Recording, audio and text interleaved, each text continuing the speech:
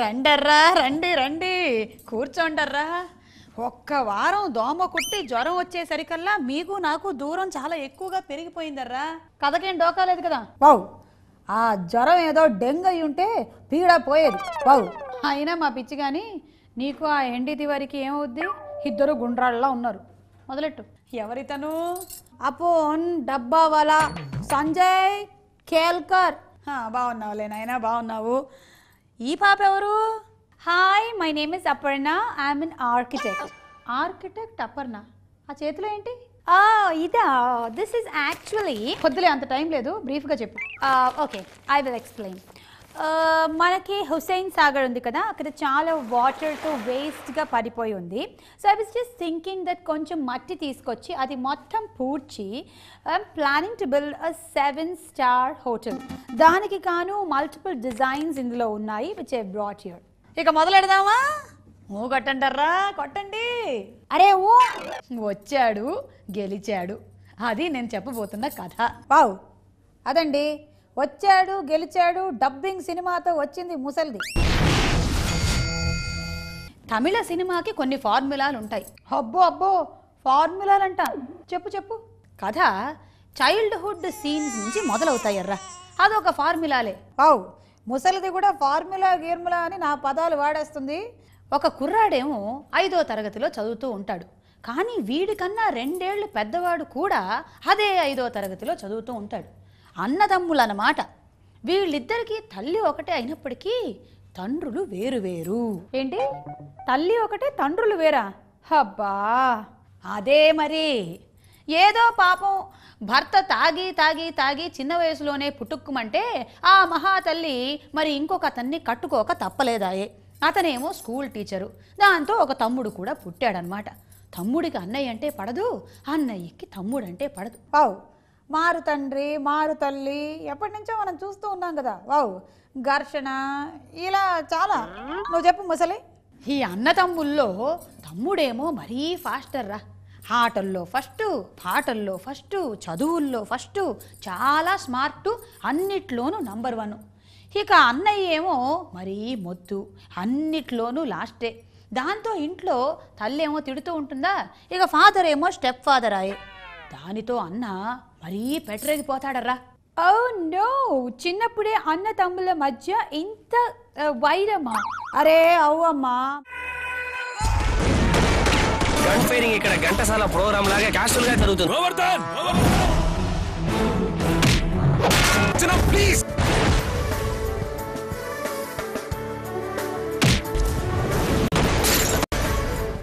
ఇంతలో ఈ తమ్ముడు ఏం చేస్తాడంటే అన్న దగ్గర ఉండే వాళ్ళ నాన్న ఫోటోని ఈ తమ్ముడు గాడు కాల్చేస్తాడర్రా.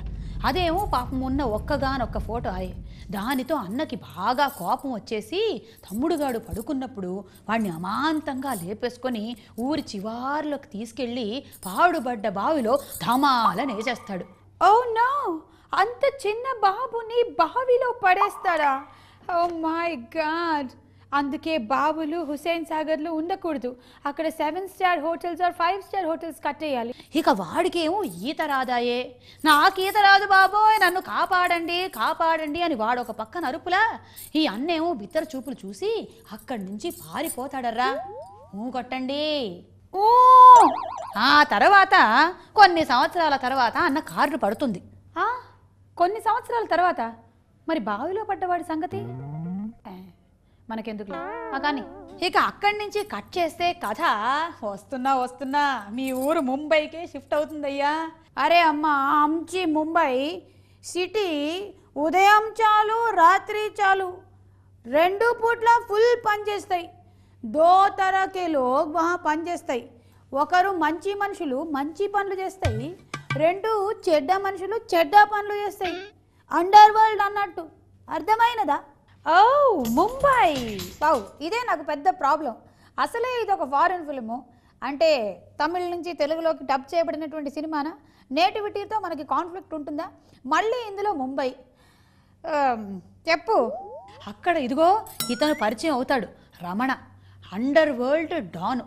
తెలిసి 7 వ్యాపారాలు, తెలియకుండా ఒక 10 వ్యాపారాలు మెయింటైన్ చేస్తూ ఉంటాడు.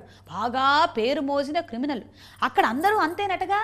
అరే అవ్వమ్మా, ముంబైలో ఎప్పుడు ప్రాణం గుప్పెట్లో పెట్టుకొని బతుకుతాయి, ఎప్పుడు లోకల్ ట్రైన్లో బాంబ్ బ్లాస్ట్ అవుతాయి, ఎప్పుడు అండర్ వరల్డ్ డాన్ వచ్చి దీపావళి పండుగ చేస్తాయి, మాకు తెలియదు.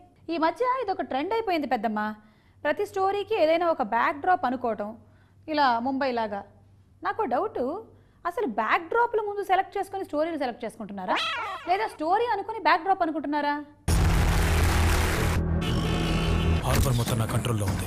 17 బిజినెస్లు, 10 ఇల్లీగల్, 7 లీగల్.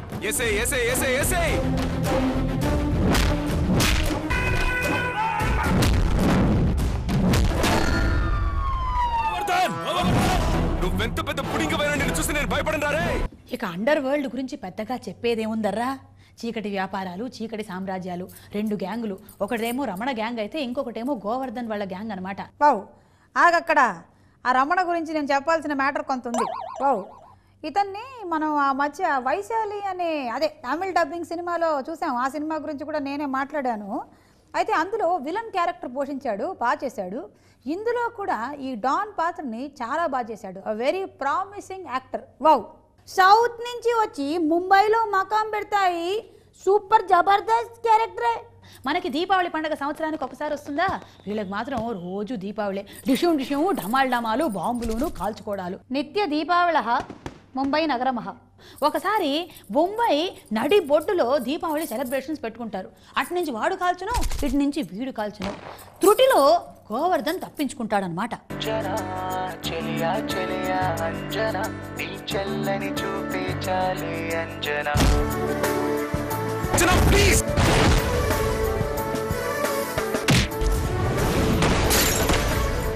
Goodbye.